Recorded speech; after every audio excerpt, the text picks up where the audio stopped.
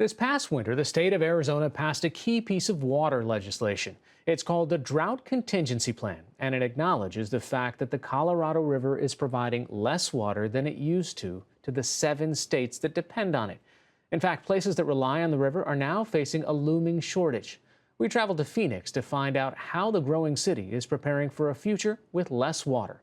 This story is part of our ongoing series, Peril and Promise, the challenge of climate change.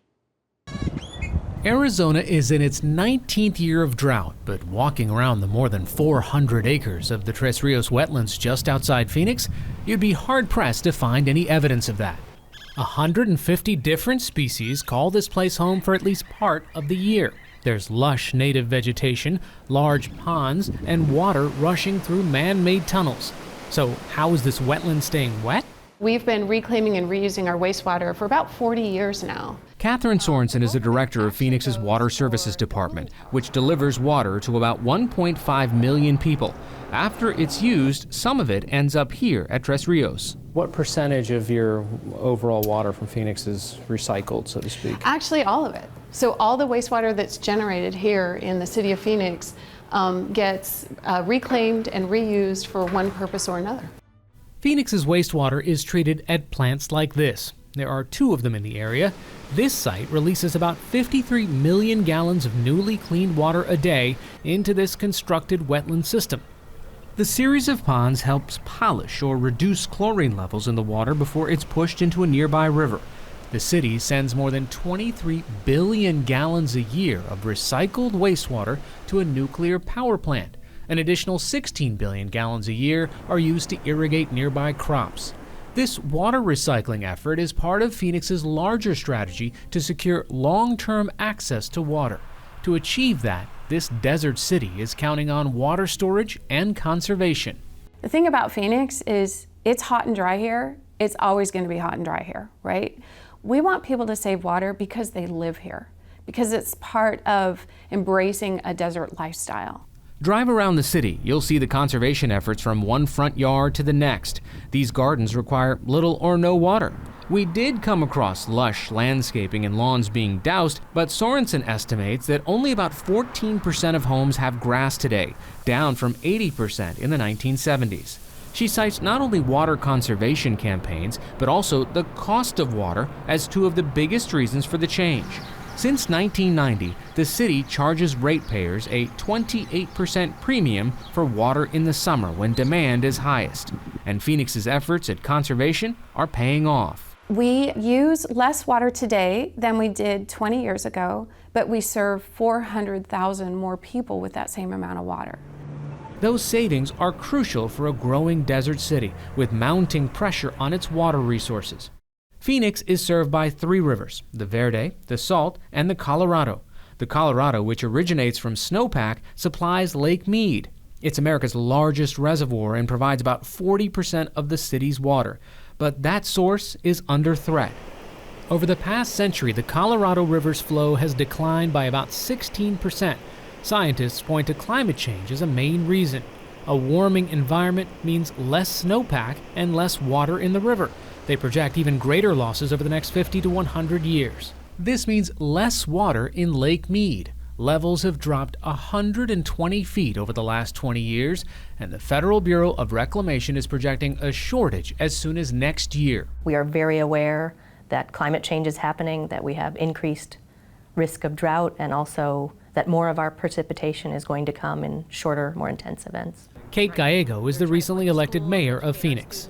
You get a good chunk of your water from the Colorado River, and there's a lot of concern that those levels at Lake Mead are going down further and further beyond what people were expecting.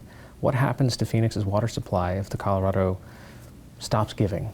We are incredibly linked with the Colorado River, and it has been declining at Lake Mead at a faster rate than we expected. We're trying to think long-term, so we are storing more water and investing in infrastructure to be able to get that out.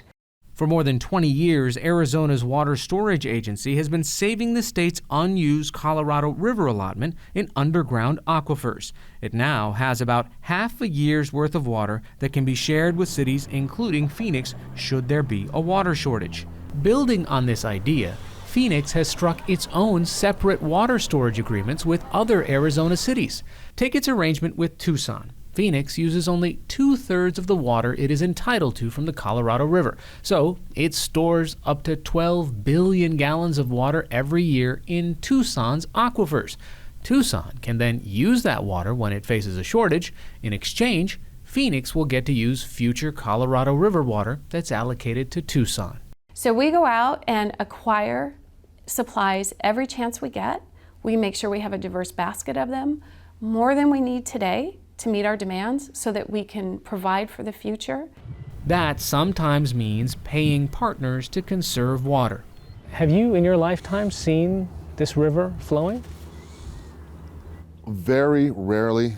Stephen Lewis is the governor of the Gila River Indian Community. The reservation is just south of Phoenix and home to the Acamel O'odham and Peepash tribes. Decades of upstream water diversions left this 3-mile stretch of the Gila River dry until just a few years ago. Negotiations between the community, the federal government, and Arizona to provide water access led to the restoration of tribal water rights and paved the way for this renewed river flow. This is a working aquifer.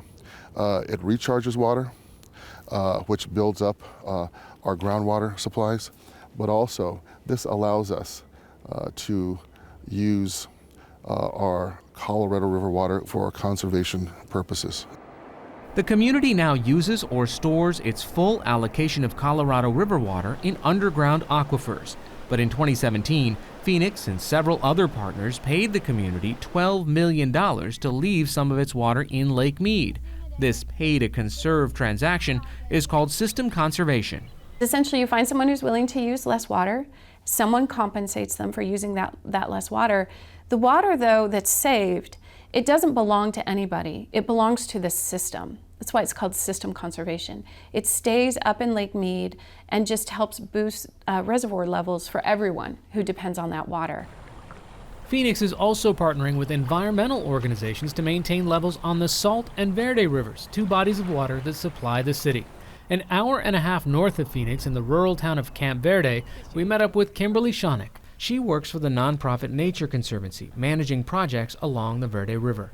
So what we want to do is create a collective where people can invest in their watershed and benefit their water supply. So our partnership with the City of Phoenix is really about making that change and bringing this notion that downstream water users depend on watershed actions, and improving watershed condition improves the resiliency of your water supply.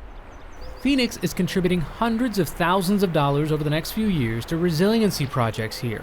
It's the first city in Arizona to do so, supporting projects like forest thinning that decrease sediment flow into the Verde River after wildfires. Funding from Phoenix also helps build on projects the Nature Conservancy has been managing for years, like automated water diversions or headgates. So the headgates are control structures that are designed to regulate the flow in the ditch so that you have the amount of water that you need and want, and leaving the rest in the river. So some ditches have cut their use by 25 to 40% just by implementing this very simple technology. More water left in the river by upstream users means downstream cities like Phoenix have more in the future. And then this is a valve, so you can see one of the issues with the flood is just the leaking. Another measure that benefits Phoenix's water supply, in 2015, the Nature Conservancy started working with farmers to convert from flood irrigation, which involves releasing water onto a field, to drip, which applies water more directly onto roots. We're reducing their water use by 30 to 40%. So that has a huge impact on the river. But if investments, conservation, and water agreements fall short, Catherine Sorensen at the Phoenix Water Department says the city has a backup plan. The groundwater beneath us, the most recent estimate I got from the Arizona Department of Water Resources, is that there's 90 million acre feet.